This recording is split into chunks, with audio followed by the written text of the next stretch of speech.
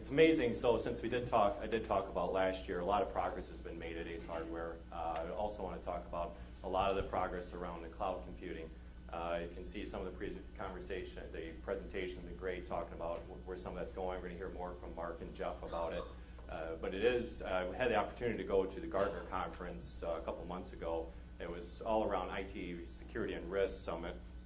And it was amazing to walk into the exhibitors floor, and the biggest exhibitor on the show floor was actually, usually you would think at a risk and security conference, it's going to be somebody like IBM or Microsoft. It's actually Google. Google, they got the biggest booth and all this stuff, and it just kind of proves a point that where this cloud stuff is going, and that in order for companies like Google and eBay and Amazon to be at a security conference, they're really trying to sell these technologists and the security folks on, okay, taking it from the previous, this was mine, this is in my data center, I can protect it, now I'm going to put it out in the cloud, how am I going to be able to deal with that? So in essence, with all this cloud speak and everything, I've taken it upon myself after the conference and came back into the office, and I changed my title from IT Security and Network Engineering Manager to now I'm the Chief Meteorologist. What do you think about it? It's the best gig in the world where you can be so wrong about something and still keep your job, right? So, look at the weather. I think they predicted, actually this might have been right on, but tomorrow is supposed to be cloudy again, but it'll be sunny, you know that. So with that, going in, the only thing is, it was great because to rename myself Chief Meteorologist, the one person in the company, the Chief Information Officer, did not like that new title. He's like, I'm the only chief. I said, okay, how about, it's not like I renamed myself Chief Come On Wanalea or Chief Far From Pukin or something like that. So he goes, okay, you can keep your title, you're fine with that. So he does actually enjoy it. So instead of coming in, now being the Chief Meteorologist, I don't come in with threat and vulnerability management reports, as you can see, okay, everything's all good, or explaining that our primary e-commerce site has a lot of vulnerabilities or potential denial of service, and we need to put IPS in place or something like that. So now I'm delivering reports all around. We got a serious problem with our data center. We got a storm circling around, and it looks like there's a Category 4 with sustained winds of 135 miles an hour. And in the spirit of true meteorology, you have to name your hurricane something, sequential within the alphabet. So we've named ours within ACE. It's called Hurricane SAP. We are on the S's and moving on the T's, and we got some other terminology for that. So within the spirit of SAP, this storm is really a life-sucking event that's taking place right now, just taking all your resources and funds too. So even though in that spirit we had the SAP rolling out, we still had the opportunity, with all the funding moving into the supply chain infrastructure and the financial side, we have been able to slim back and work within more of, I think the conversation last year, or the presentation a lot last year around doing more with less. So we've been able to do that even though with this SAP invitation. So we've been doing a lot more of the cloud computing, using more managed services. We've kept our staff size, even though we've been growing as a company, we kept our staff sizes.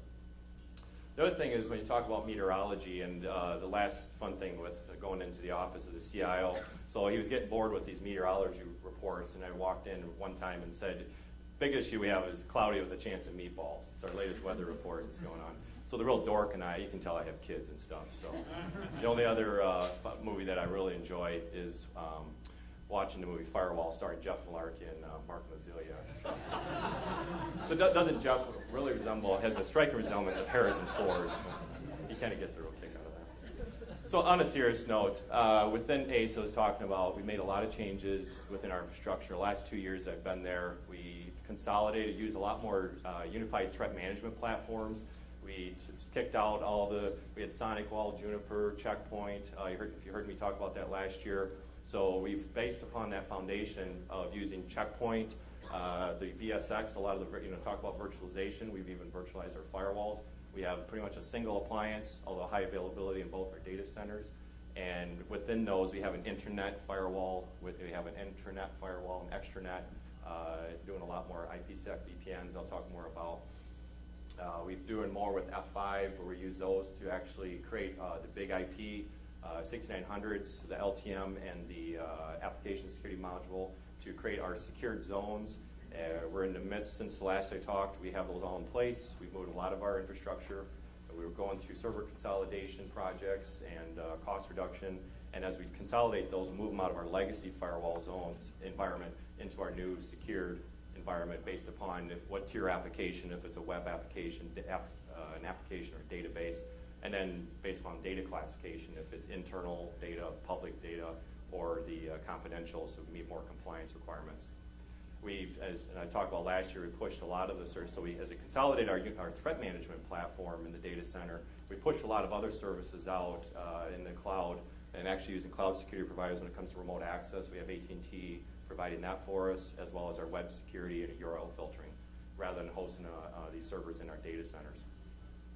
So since then, we focused more on network management, and this is to echo David's point from Comcast about choosing providers that can kind of cover the whole gamut of services, so you have that one-stop shop rather than.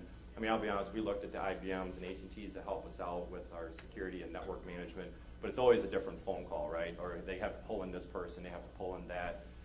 The advantage of working with RKON is you do have that one stop, you have the same resources coming in, very knowledgeable, skilled resources to be able to help you out, not only security, but also your networking.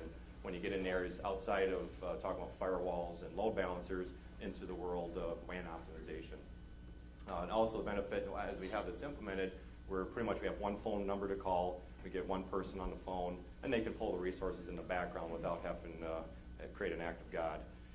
The network management side, so we've moved into with RKON where we started off using their SolarWinds hosted application. So we have, before we had WhatsUp Gold and then throughout our data center and our warehouses, our 14 different warehouses with all the Cisco gear and the access points in the cloud. We are covered. We have our complete data center covered with SolarWinds. So beyond just determining what's up and what's down from an availability standpoint, we now can see have more insight into our environment with what's the latency, what of our the CPU utilization of our network infrastructure, disk utilization.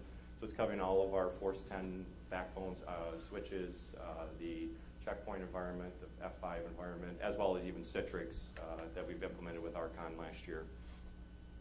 In addition, besides network management, we have moved from we had a legacy Microsoft for DHCP DNS.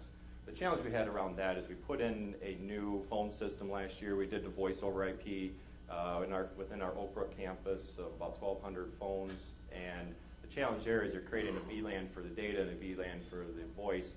And as we found out, when we had a build room in the phones on the second floor, all of a sudden build a new phone, move it to a desk, you're sucking IP addresses, and the Microsoft platform wasn't able to understand that and release it in a timely manner. We also had challenges of just, like everyone else, managing IP, static IP addresses in our data center, and in terms of using an access, IP management platform. So we've implemented inflow blocks with the help of RKON. We are happy to say we have a few more warehouses to put it in, but we've moved to before we had a static addressing of our mobile computers that are in the warehouses doing supply chain with Motorola and Intermec handheld devices and flat screens. And now, so we're on putting info blocks out there. We've been able to do everything now dynamically. We don't have the same addressing issues that we had with the Microsoft platform where info blocks understands if the device moves in its more timely manner and not filling up the subnet space.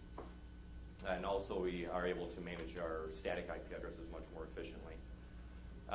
Since last year also, I talked about the firewall. We're using virtual firewalls with Checkpoint and the VSX. We've been able to really hammer on our extranet side where, remember talking last year, we had a lot of, for any of our connectivity with our suppliers and third parties, we had a separate router with another circuit coming in, either a VPN or some type of firewall device.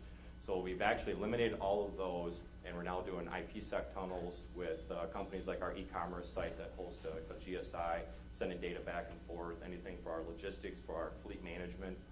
We have an IPsec tunnel. We also have, with our marketing type environments and sharing data so that we can spam customers effectively and everything. That's a joke. Our marketing department does not like it being called spam.